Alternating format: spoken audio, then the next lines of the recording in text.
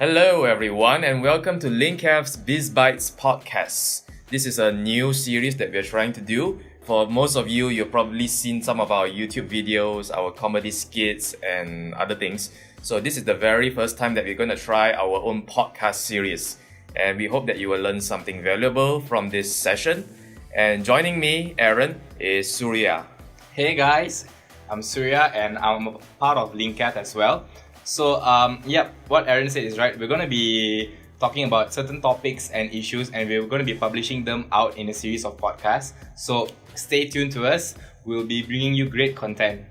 Yeah, you can say that you guys are like the beta listeners, the early stage listeners. So, whatever comment you also have after listening to our podcast, you can leave a comment below and tell us what you think of it. Are the topics relevant to you? Did you learn something from it? Or did you find anything helpful, or did we do something wrong that you particularly don't like? It's fine as well. It's totally fine. Just let us know what you think. If you hate us or if you like us, and we'll take all of your feedbacks and we'll improve ourselves. Yeah, don't worry. We are legit. We are cool. We are chill. We can take whatever it is. I think should be fine. Okay. Yeah. We'll do our best. Don't worry. Okay. This is our first time, so don't worry. This is like a test run. Hopefully we will learn something. And okay, let's just get to it. This is the first episode, and what we are going to talk about would be the subtle and disruptive parts of digital marketing. So basically, what we're going to do is we're going to compare how disruptive marketing and how does subtle marketing work, and we're gonna in the end sort of pick sides as to which one is better. So I'll be convincing Aaron as to why subtle marketing is better, and Aaron? I don't think it's gonna work. Disruptive is always better. It's Yeah, better to so be bold Aaron's- and big.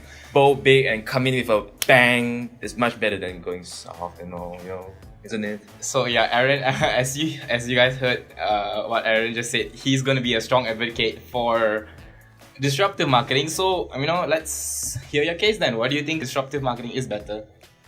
Just for your information, we have done our research, so don't worry, we are not experts in this field where we have several years of experience where we're just going to tell you this is what we're going to do, this is what you should listen to.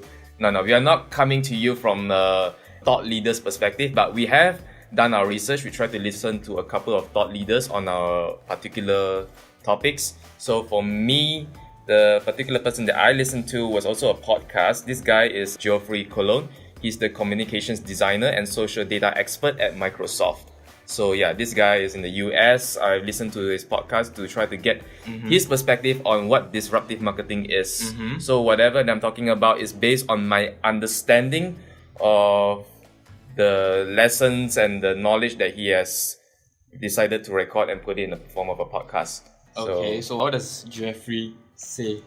Geoffrey Colon says, okay, well, the first thing about disruptive marketing, the most important element that you need when you're doing advertising is to stand out.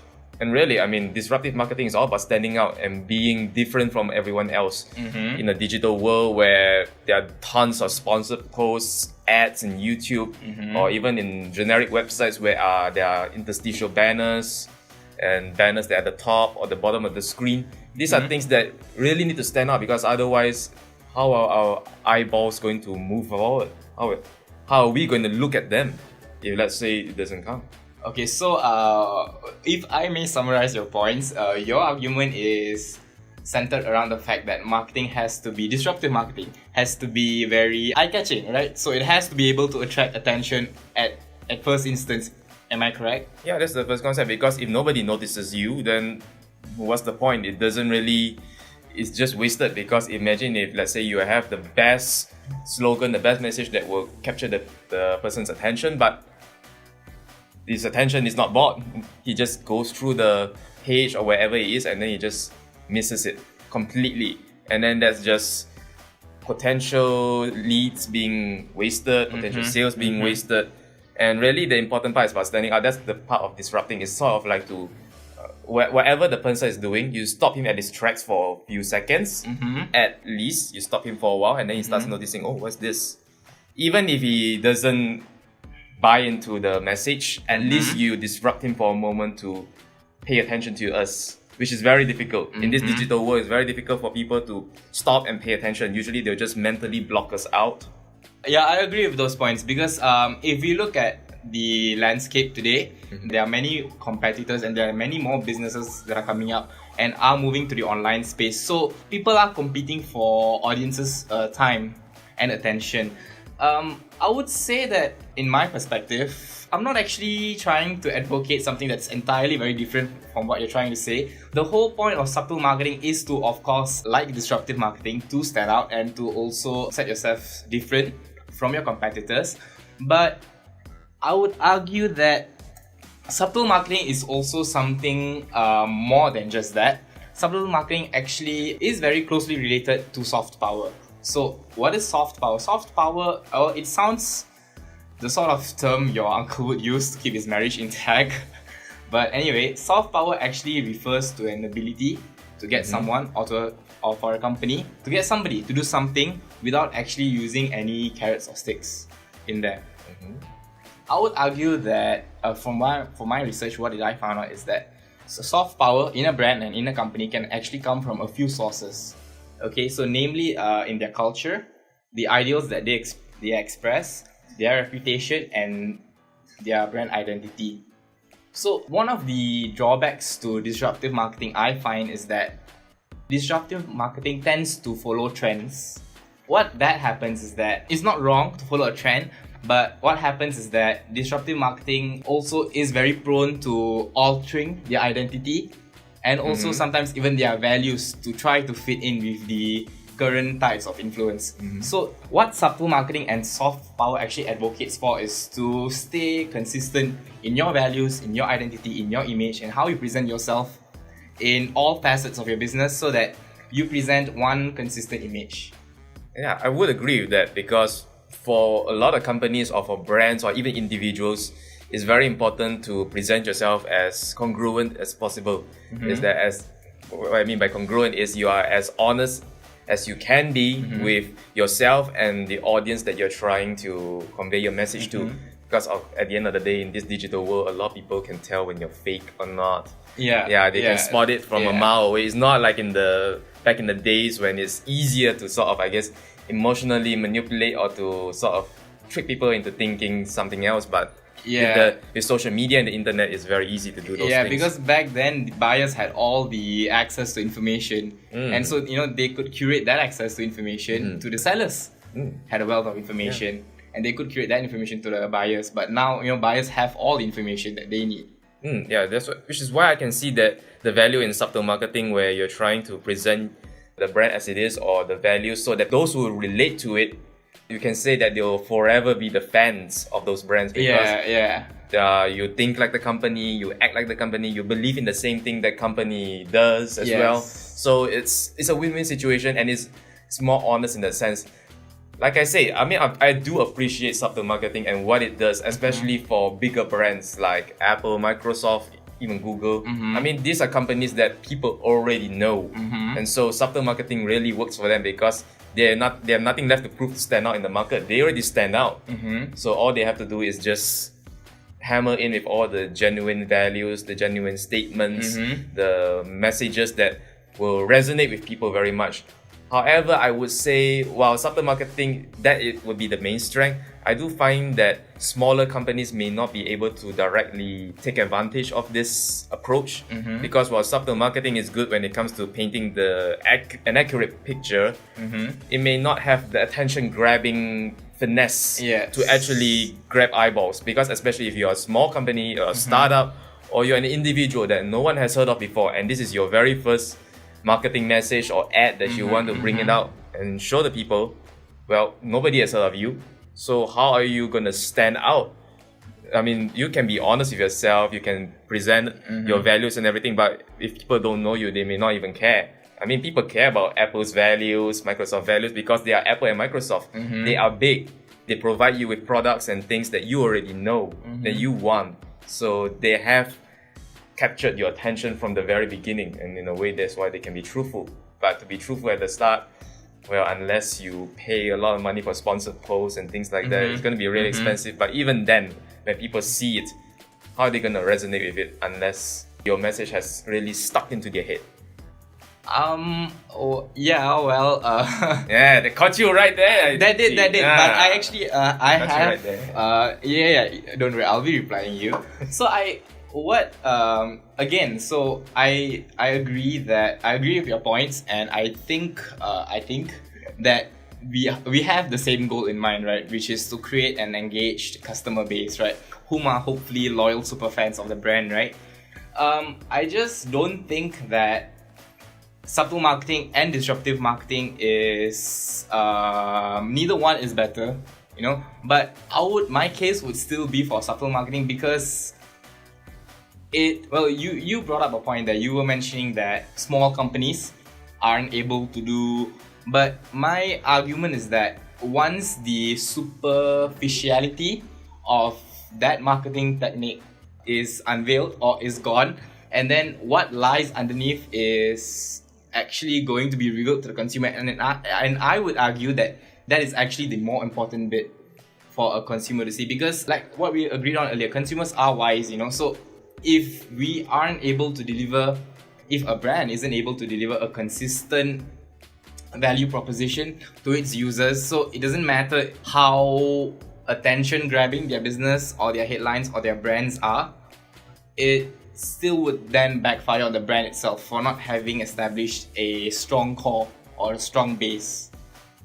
Yeah, definitely it's a good point, especially when you already grab your attention. Like I say, I mean, I'm not trying to attack the benefits of subtle marketing and say that it sucks, disruptive marketing all the way, you all can go home, okay, don't even bother trying to show up.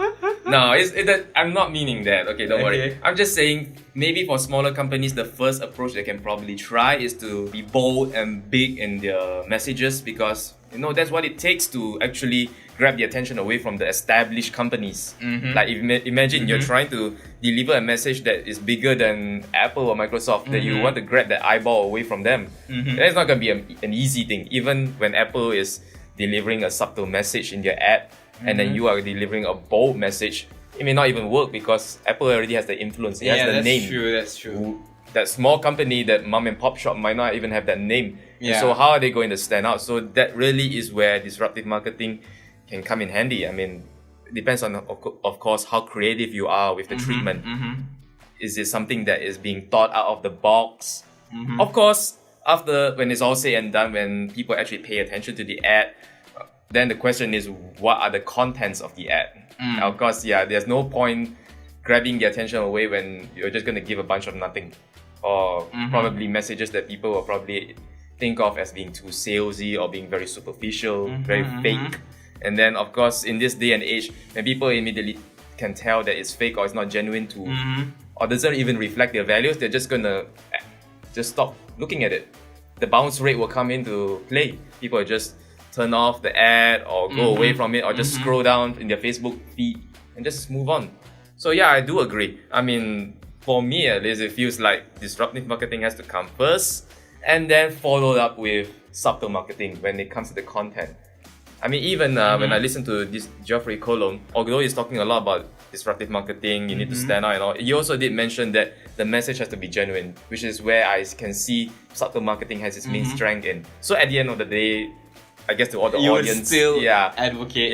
To all the audience, don't worry, we are not arguing each other about one is better than the other. At the end of the day, we have to accept the fact that there's no one size fits all approach. You have to approach it in all different manners. You have to incorporate all these approaches into one's messages. It's just a matter of, okay, like disruptive is suitable for which aspect, the subtle marketing is suitable for which aspect. Yeah, I feel that at the end of the day, you need to have both subtle and disruptive marketing, and of course that would also be contingent on the stage of business that you are at, and also what is the objective of your marketing campaign that you're trying to go. So I think wide. If you're trying to go wide, then of course it's preferable that you be more disruptive, because then you're assured that you'll be reaching a lot more people. But if you're attempting to really penetrate an audience and to derive value from that side of audience, I would advocate for subtle marketing. Like what you said, actually they're both important and they both come in at different times of your business. True that. I mean, at the end of the day, we have to make sure that the audience actually resonates with the message. once it's being So they're taken both into important, consideration. guys. They're both important. Yes, don't worry about that. We are not really fighting each other, arguing for the sake of it. It's just that, you know, we have our preferences, but of course we do understand that at the end of the day you have to accept both sides, and then really true marketing comes in those both approaches. Even when I listened to this Geoffrey Colon, when he was talking about disruptive marketing, he did mention the most important aspect about any marketing, no matter disruptive or not, is that it has to feel emotional in a sense, because I mean we are humans, we connect with feelings, we are social creatures. So there's no point if, let's say, the ads or whatever that's being thrown out, it's very cold in a sense. It's very, I mean, that means you've done your research, you've done anything. It's very analytical in its approach. That means you've done everything. But when the message comes out, it just doesn't feel personal. Yeah, especially in this day and age. A lot of people are saying that they want to target, they have targeted audiences. They want to target particular people who thinks that way, thinks this way, and then they will create ads that cater to them. This is what Geoffrey Colon even said himself. In this day and age, I mean, you have your phone, you have your computer, you have your tablet, you have everything. You are connected to the internet almost 24/7, except when you're sleeping, of course. But even when you're sleeping, sometimes WhatsApp messages might come in, or even notifications might come in where you might just wake up, look at the message and reply. So you're always connected. There's no situation where you're like off the grid unless you intentionally do so. And even then, it's very difficult for people to just mentally switch off that part of their brain. And that really is where marketing has to step up and improve, because it's no longer the days where you can just compete with each other and outdo each other with messages that will grab the attention and then... Yeah, certainly the landscape is very different today. Because of the internet, everyone has access to not only information, but also on the other end, sellers have access to various consumers at various touch points and at various times of the day. So you could be seeing ads in your Facebook feed, you could be seeing ads in your Instagram feed, you could be seeing ads in your email, you could be seeing ads in your Quora account. Yeah, there are numerous ways to reach consumers. I think what is happening today is this has resulted in a drawback for the consumers, in the sense that we consumers are being bombarded with ads all the time. Yeah, it is a nightmare. I mean, you can imagine ads after ads. I mean, even when we're talking about it, we also don't like that. Yeah, because we don't want that feeling that people are constantly selling something to us all the time. Hence why it is then important to understand really how disruptive marketing and subtle marketing can fully attune to the needs of the consumers out there.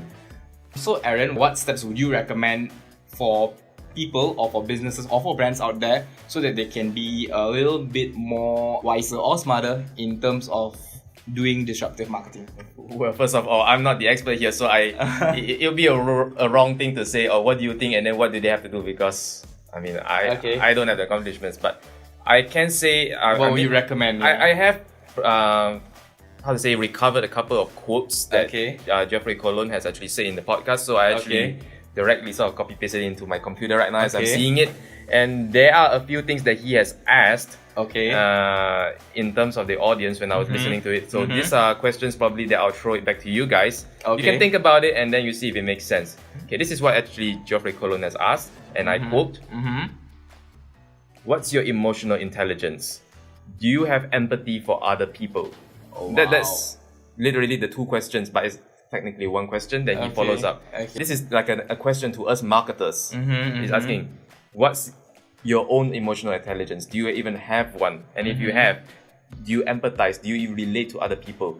So in a way, he's already reminding people that marketers, advertisers, or whoever it is who wants to push our message, they have to be people who actually have feelings. And when they prepare an ad, they actually have to put their, not to say put their heart and soul into it, but they put actually themselves in their shoes, right? Yes, they actually have to mean what they say. And when they mean what they say, they actually feel for other people. They actually want to serve other people. So that's, I guess, the part where certain ads don't do it anymore. Some ads, they just want to throw their messages and then they don't care what the audience thinks. But really, it should be the other way around. We should do whatever it is to make sure that we have the audience's best interest at heart, or the buyer's best interest at heart. So at least when they feel that we are concerned for them, that we want to help them, genuinely, then at least you get points. It's better than those ads that just throw off random ads messages that people don't relate to. But if they relate to you, they know that you're genuine, you really want to help them. Well, guess what? You got the attention, and then that attention may last more than 10 seconds, I guess, or even a single second. Okay, wow. Well, actually, big words, huh? Big words that. Big words, yeah. but big questions. Even I got gobsmacked. It's like, what's your emotional intelligence? Do you have empathy for other people? Yeah. So, I believe that your first question was on emotional intelligence, right? Yes. And second one was on whether if the brand or I have an empathy for other people, right? Marketers, right? Marketers. Yes. I would answer that in subtle marketing, those are actually the defining pillars of how subtle marketing works. And I would argue that for subtle marketing to really set place in a brand or in a company, here's what they gotta do. So of course, it's important that marketers think in the consumer's shoes, place themselves as the consumer so that they would understand. And it's good to also foster the marketer's emotional intelligence so that they would then know how to relate to these people, their people better. But I would also advocate a few other steps that a brand should take. Number one is brands should create and set their values in stone, and they should never do anything that would deviate from that. Okay, and that's number one. So this is of course being modeled by all the big guys out there, Apple, Facebook, Google. And I think that this is something that, that does not exclusively belong to the big companies. Even small companies can do this as well. You might argue that it would take time for you to shine, but I would say that when the time comes, you would really shine well because your base is in place. And second thing for marketers to do to be better in subtle marketing and to protect your reputation. This also includes not being sure of your sources whenever you cite something, being careful in your ads and the message that you're communicating out, and just being sure that you're not doing anything that would jeopardize the brand's name or identity in any way.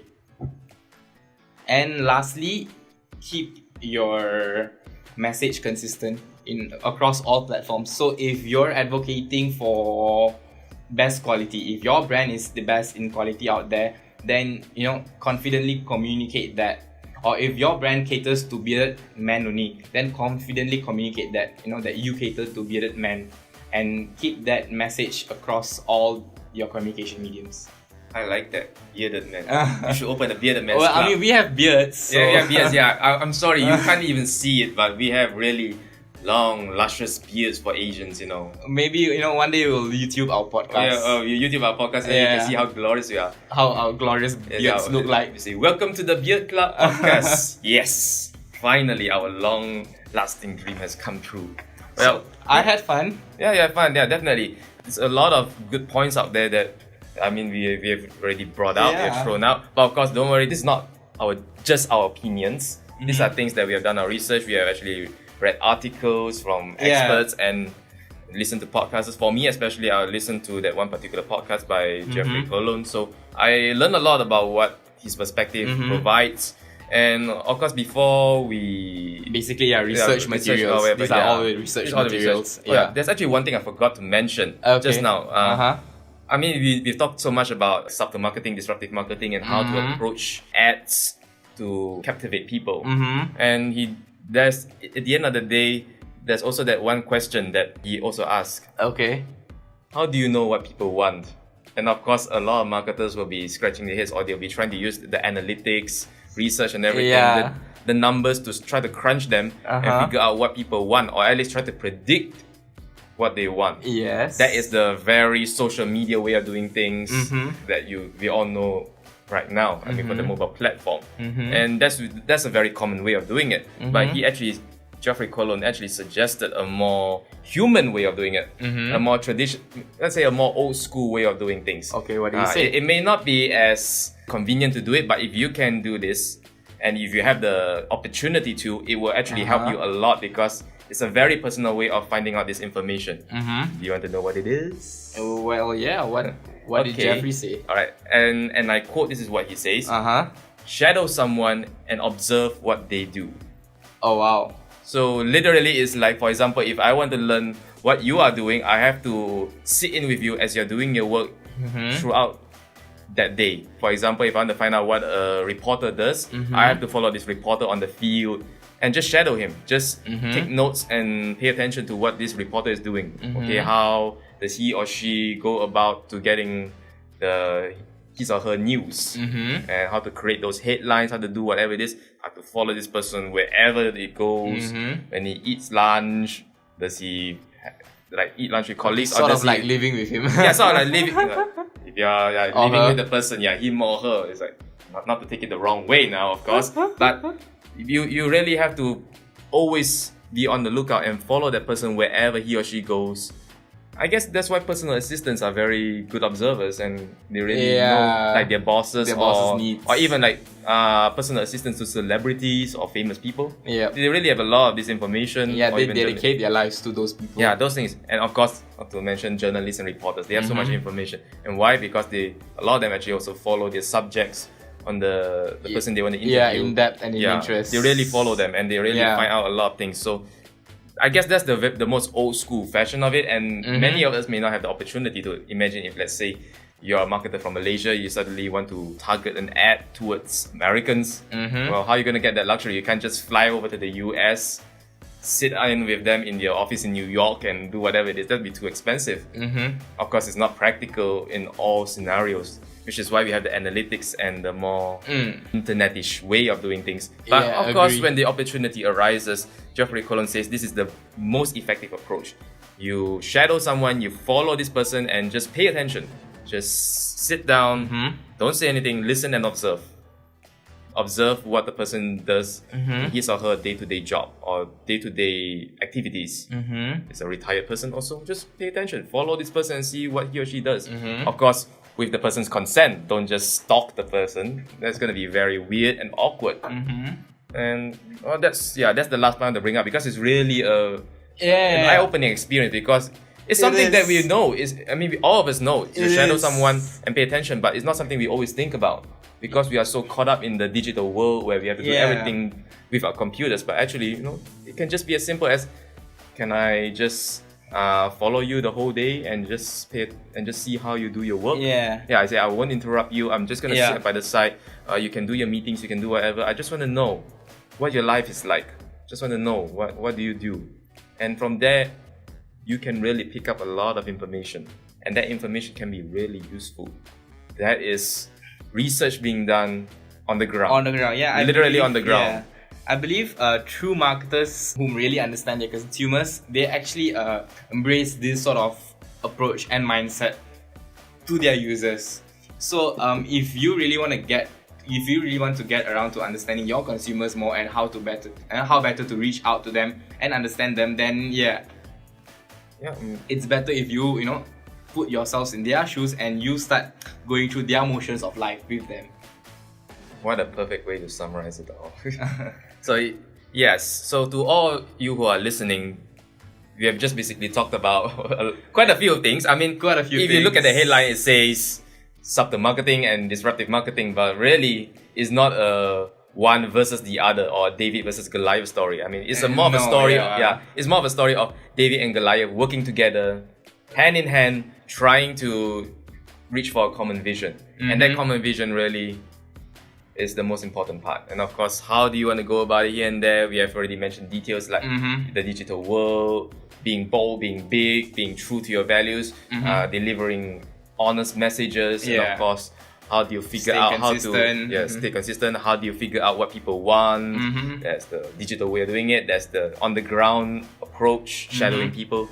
So these are things that, if you are an entrepreneur or you are having your own business, or you're an employee or working for someone, this is also a very important thing, because at the end of the day, all businesses derive from sales. Where you're working or you're doing a business, everything comes from sales.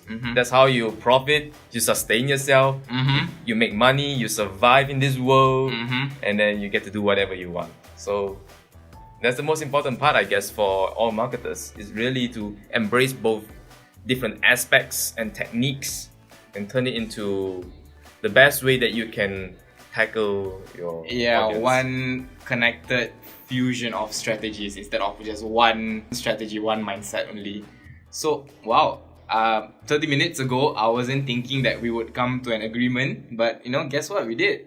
Yeah, I thought that I would have to constantly bombard him with all the good points, bullet points. I have plenty more bullet points that I didn't even use. I had more content prepared, okay, but okay. Whatever. We don't want this to be too long. Yeah. So, for those who have listened, we do apologize if there are a lot of certain filler words that we have said or whatever, but this is what we're trying to present to you. I mean, we try to present to you in our most honest way as well. We don't want to try and make it too scripted or beat about the bush. We try to prepare what we have, and then we just record, and then we just tell you what we have learned, what we have noticed, and what maybe some of our very humble opinions are. And that's about it. And hopefully you get something out of this.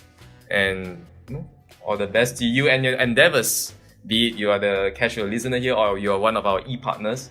If you are one of our e-partners, well, hooray! Useful information. Use this to share this with your friends, your products. And if you're not an e-partner yet, well, what are you doing? Sign up now. Head over to www.linkath.com and sign up as an e-partner now.